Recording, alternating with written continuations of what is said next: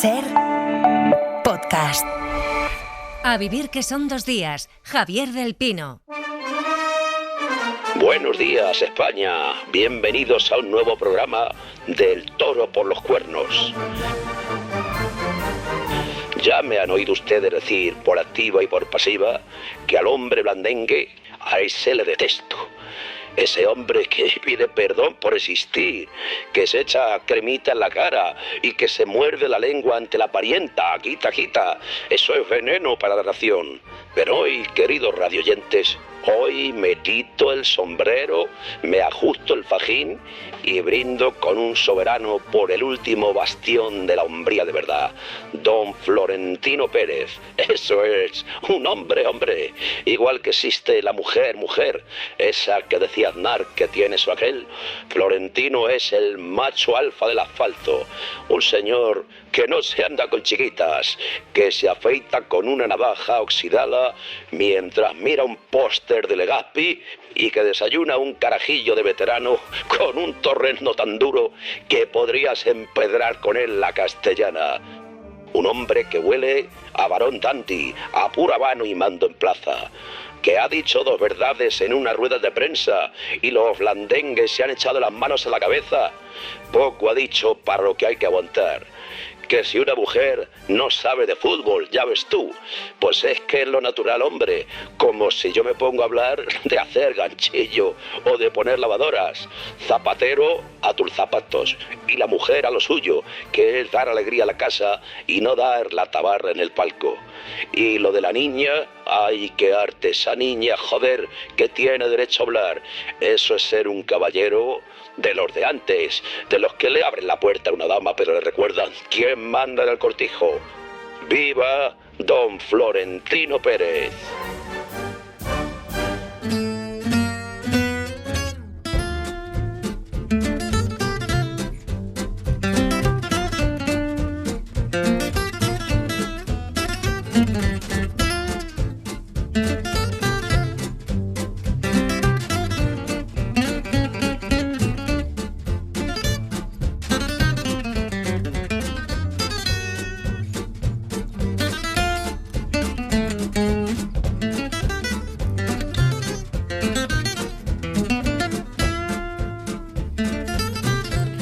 Sacamos los periódicos para arrancar la sección antes conocida como Prensa Ibérica y rebautizada como Prosa Ibérica por motivos de carácter legal, motivos económicos, al fin y al cabo. En Roma sigue con nosotros Íñigo Domínguez. ¿Qué tal, Íñigo? Estás ahí, ¿no? Aquí estoy. Ahí estás. Y además, seamos honestos, los dos estamos deseando llegar a la subsección de incidentes de tráfico, porque sabemos lo que va a llegar en esa subsección y algunos de los titulares. Pero vamos a empezar primero con el progreso del Lugo, que nos estaba esperando además desde la semana pasada.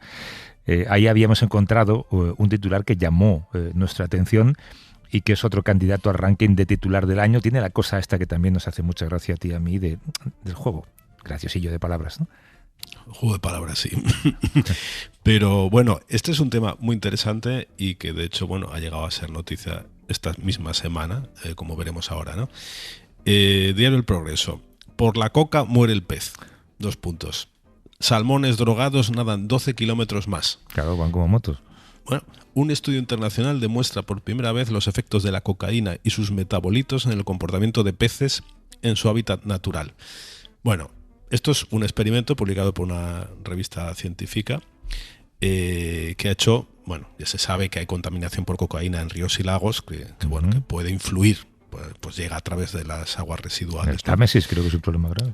Sí, lo que pasa es que bueno, no se habían hecho experimentos en el laboratorio, pero nunca se había hecho un experimento en entorno natural, ¿no? Entonces esta revista lo ha hecho y es la primera evidencia de los efectos de drogas de origen humano sobre animales en un entorno natural. Porque ¿qué han hecho? Pues colocaron a unos salmones en un lago de Suecia, implantes químicos de liberación lenta y seguimiento mediante telemetría acústica. Es decir, que podían saber dónde iban y a la velocidad que iban, etc. Y eran 105 salmones atlánticos juveniles, seguidos durante 8 semanas. Y los dividieron en 3 grupos. Uno, sin exposición a sustancias. El segundo fue expuesto directamente a cocaína. Y el tercero a benzoilegonina, que es el principal metabolito de la cocaína que se detecta en las aguas residuales urbanas. O sea, cuando un ser humano toma cocaína, luego en la orina se ha transformado y lo que llega es este metabolito, que es otro compuesto, ¿no? Que además no se elimina con la depuración, ¿no? Y por eso está mucho más presente. Entonces el equipo descubrió que los peces expuestos a la benzoilegonina nadaban hasta 1,9 veces más lejos por semana que los peces no expuestos a ningún otro contaminante, ¿no? Claro. O sea, hasta 12,3 kilómetros más lejos en comparación con el otro grupo. Y además, no solo eso, sino que tenían una dispersión espacial mucho mayor, ¿no? Que alteraba sus patrones naturales de búsqueda de alimentos, refugio, áreas de descanso, claro. Etcétera. Y bueno, esto obviamente incide en todo el hábitat. Y luego lo curioso es eso, que es que el metabolito de la cocaína tiene un efecto más fuerte que la propia cocaína sobre los peces. Y esto es muy interesante porque el metabolito no atraviesa los procesos de depuración, con lo cual, bueno, sí que tiene mayor impacto y no hay manera de filtrarlo, ¿no? También el estudio lo que dice y subraya es que esto no indica ningún riesgo para las personas que luego comen salmón. O sea, que se queda esa cosa. Pero obviamente altera su hábitat. Yeah. Claro, uno se pregunta cómo llegan también ese tipo de droga. Tú has explicado una parte, ¿no? A través de la orina y a través de los sistemas de aguas residuales, pero luego también creo que hay una parte que es vertido ilegal de sustancias y eliminación inadecuada de drogas no utilizadas a través del inodoro. El clásico, está la policía en la puerta, tíralo, ¿no? Eso es, lo que vemos en las películas. Bueno, pues poco se habla de que en este país tenemos grandes académicos e investigadores sobre casi todo, también sobre salmónidos. Y nos atiende al teléfono David Álvarez, que es doctor en biología y profesor de zoología en la Universidad de Oviedo. ¿Qué tal, David? ¿Cómo estás? Muy bien, gracias por la invitación. Mira, nos llama la atención este estudio y queríamos saber una cosa, y es si la cocaína que hay en las aguas afecta realmente tanto a los salmones o si es el típico cebo pseudoperiodístico que han puesto los investigadores para que estemos aquí hablando de esto. Bueno, no, ya hay varios estudios que confirman que no solo los metabolitos de la cocaína, como decíais ahora mismo, es el primero a lo mejor que se hace en ambiente natural, pero hay muchísimos experimentos que ya alertaban hace tiempo del problema de los residuos de no solo de la cocaína, sino de muchísimas drogas en nuestros ríos que tienen valores altísimos. Hace poco leía que incluso en Madrid mismo, ¿no? En los ríos del centro de la península ibérica, pues hay unos índices de cocaína pues superiores, o de otras drogas superiores a los de otros ríos de Europa, ¿no? Y eso sí que puede tener efecto, no solo sobre los peces, sino sobre multitud de animales, ¿no? Quizás esto coincida, y ahora coincide justo con la época en la que se ha abierto la época de pesca de salmón, y quizás se haya eclipsado un poco este estudio, pues realmente lo que está pasando aquí en Asturias y en el resto de España con los salmones. Básicamente aquí poco efecto tienen tener sobre los salmones porque cada vez tenemos menos, ¿no? Prácticamente están desapareciendo por otras muchísimas causas, no solo por esto. Claro, porque no solamente... Sí, de hecho es que, o sea, la otra noticia de esta semana que es bastante increíble, bueno, el Progreso de Lugo ya el día 11 de mayo decía: el salmón no remonta 3 semanas sin noticias del campanu. Es decir, el campanu es el primer salmón de la temporada que se pesca en Asturias cuando se abre la temporada, que es el primero que lo pesca, bueno, pues lo celebra, etcétera, ¿no? Pero cada año tarda más. El año pasado tardó 4 días, pero este año, por primera vez, no ha habido, o sea, no se ha pescado ni uno. De tal manera que ya hace 2 días se decretó que este año no hay campanu. Y es la primera vez en la historia que sucede. Ya el otro día las subastas del Sella y del Narcea declararon que se cerraban porque bueno, había más de 5.000 pescadores con licencia que se ponen en los 5 cauces salmoneros del Principado a pescar, a ver quién pesca el primero y se lleva el premio. Bueno, pues han pasado ya 4 semanas y nadie ha pescado ni uno. Y es la primera vez que sucede. No solo no se pesca ninguno, es que prácticamente no se están viendo, ¿no? Entonces yo creo que una cosa aquí importante es que quizás se está dando más bombo al hecho de que no haya esta tradición, ¿no? Esta subasta del campanu, al hecho más grave, que es que directamente no hay salmones, ¿no? Y si no hay salmones no hay tradición. Y quizás eso también nos haga plantearnos, pasa lo mismo con la angula, ¿no?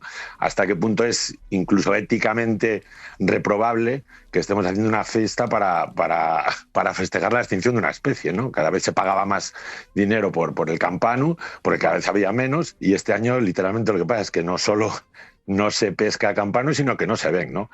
Entonces, pues parece un poco incluso curioso, ¿no?, que le demos más importancia al hecho de que esta tradición desaparezca que al propio hecho de que desaparezca una población de una especie que está literalmente en peligro de extinción. ¿Hasta qué punto podemos festejar la venta por unas cantidades ingentes de dinero de una especie que está desapareciendo, ¿no?, que prácticamente ya podemos decir que se ha extinguido casi, ¿no? ¿Se puede revertir ese proceso?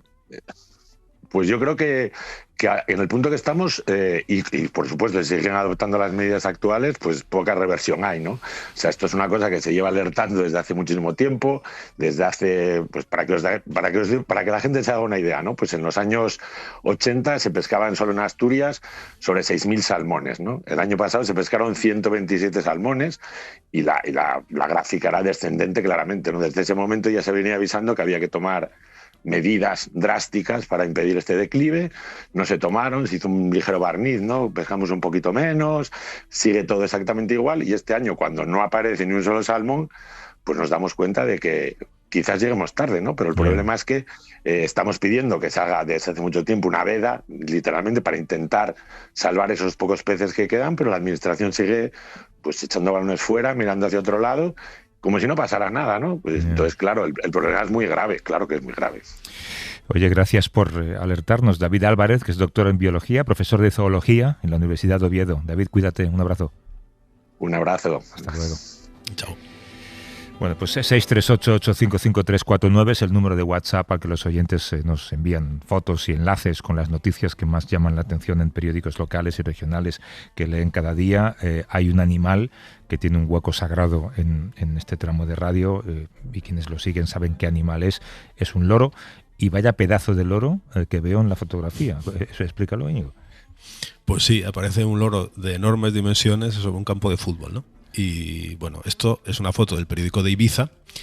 Un gran loro irrumpe en un partido de fútbol de niños en Santa Gertrudis. El partido entre el Santa Gertrudis y la UD Ibiza B se ha retrasado porque el pájaro sobrevolaba muy bajo. Bueno, ¿qué ha ocurrido? Pues eso, están disputando este partido cuando de repente un enorme loro de vivos colores amarillo y azul empezó a sobrevolar muy bajo y el árbitro pues suspendió el partido. A ver si era Paco. No, el loro. No parece. Al parecer el pájaro pertenece a una vecina que este domingo lo había soltado, ¿no? Y estaba, bueno, todo el mundo se puso nervioso, entonces avisaron, sobre todo se pusieron nerviosos porque había pasado lo mismo en 2018 con otro loro, que no es el mismo, pero que ya causó un incidente, ¿no? También me obligó a suspender un partido. Entonces, la dueña apareció y ha aclarado, ha hecho declaraciones, ha dicho. Este loro lleva en el pueblo 10 meses, acaba de cumplir 3 años, o sea que no es Paco, y tenemos su documentación al día y todo en orden. Lo que pasa es que decía que había roto la jaula y se había ido, ¿no? Ya. Entonces, bueno, se acercó al campo porque la avisaron y cuando fue para allá no estaba porque esto es muy curioso, se había ido volando a la heladería del pueblo. O sea, pasar la tarde. No sé qué tiene que ver esto, si irá a comer un helado de vainilla, no lo sé. Bueno, y ya fueron a la heladería, allí estaba el hombre, efectivamente, bueno, no el hombre, el loro, y se lo llevaron a casa y así terminó el incidente. Pero la gente, ¿por qué está pasando? La gente tira cocaína por el váter, suelta loros y luego los va a recoger a la heladería. Sí, muy preocupado, ¿eh? O sea, es muy fuerte. Bueno, oye, vamos a tráfico. Bueno, esto también es casi animales al volante, habría que decir. Venga, empieza con el periódico de Extremadura. Sí, bueno, la verdad es que los récords ya están cada vez más exigentes, atentos, ¿no? Atentos. Sí, no. Un conductor sin casco ni carné, con matrícula falsa y ciclomotor robado, sorprendido en Plasencia. Lo sorprendente es que le sorprendieran, porque vamos, con este historial... No le faltaba de nada. He hecho en falta que no superara la tasa de alcoholemia, ¿eh? Eso sí, porque ya hubiera sido récord absoluto, yo creo. Pero en este caso, de momento no. Solamente eso. Cosa que sí tenía el siguiente protagonista. De Extremadura a Murcia, sí, pero mira, lo que no haga una madre. Esto es buenísimo. Sí, bueno, opinión de Murcia. Un conductor borracho se queda dormido al volante en mitad de la carretera en Murcia y solo logra despertarlo su madre. Qué bonito, ¿no? Qué bonita noticia. Hay una parte bonita, sí, hay una parte. Sí, el Día de la Madre, además, en mayo. Bueno, este señor, llega a la policía, un coche pues parado en mitad de la carretera en Beniaján, con el motor en marcha y dormido sobre el volante. Empiezan a darle golpecitos en la ventanilla, no se inmuta, llaman a los bomberos para abrir el coche, porque claro, y con la matrícula localizan a la madre que se acerca al lugar, ¿no? Al mismo tiempo que los bomberos. Los bomberos consiguen abrir la puerta sin romperla, muy bien los bomberos, muy bien. Pero sigue sin despertarse, entonces ya interviene la madre. Y consigue que se despierte, porque claro, supongo que la voz familiar o porque estará acostumbrada eso, niño, que hay que ir al colegio, ¿no? Pues ya entra un poco el subconsciente. Bueno, pues fue la que lo despertó. Le hicieron la prueba de alcohol, efectivamente arrojó un resultado muy positivo y no fue detenido y pudo marcharse con su madre. Así que bueno. Me ha gustado mucho una frase que usa el redactor. Dice, cuando fue sometido al punto, dice, iba muy ebrio, punto. 3 palabras demoledoras, iba muy ebrio. No, bueno, es casi más graciosa el inicio del último párrafo. Fuentes policiales destacan que, aunque parezca mentira que aún haya que recordarlo, ponerse al volante tras beber alcohol es muy peligroso. Sí. ¿No? Sí, parece mentira. Bueno, sí. que se lo digan al siguiente. Este es en Galicia, ¿no? Y ya con esto cerramos el tramo, que es buenísimo también el titular y es un poquito de mortadelo. Sí, ¿quién no lo ha pensado alguna vez? No, bueno, da positivo por alcoholemia en Pontevedra e intenta tragarse el papel con el resultado de la prueba. Y no se tragó el alcoholímetro porque no entraba, ¿no? No, claro. Entonces la crónica empieza con una frase lapidaria. Si no hay prueba, no hay delito. Bueno, algo así debió de pensar. El cadáver, ¿no? Sí, algo así debió de pensar el conductor al que la policía local de Pontevedra paró a las 6 de la tarde, no es que fuera, o sea, el tardeo puede ser muy peligroso. Tasa de alcohol de 0,86.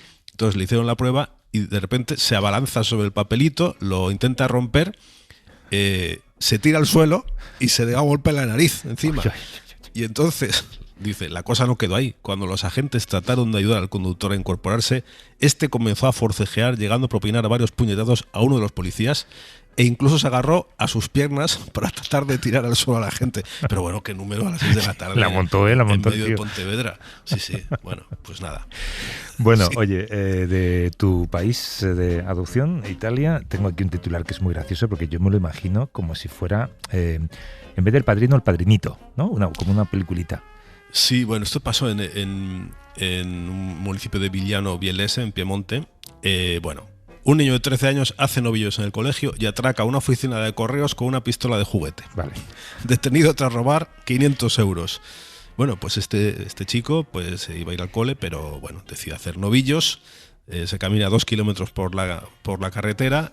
Entra en la oficina de correos, que en Italia tienen funciones bancarias también. Apunta a todos con el rostro cubierto. Se llevan 500 euros, pero vamos, que era un chaval. Y de 13 años. Entonces, inmediatamente llaman a la policía. El chico se había intentado esconder en un descampado, pero claro, le pillaron en un cuarto de hora. Lo curioso, fíjate, tenía ya maneras. Había escondido la pistola entre unos matorrales. O sea, se había desprendido del arma del delito, ¿eh? Entonces, bueno, aunque aquí hay una parte pues interesante social, que una de las hipótesis que era una familia muy pobre y que intentara ayudar a la familia, porque es una familia con un solo sueldo y muchos hijos, y quizá intentaba ayudar en casa con un sueldo extra. No es que fuera para comprarse un móvil. Bueno. Así que bueno. Vamos a dejar las 2 puertas abiertas, ¿no? Esto es. Alguna de las 2 es. Íñigo Domínguez, gracias. Hasta la semana que viene. Un abrazo. Chao.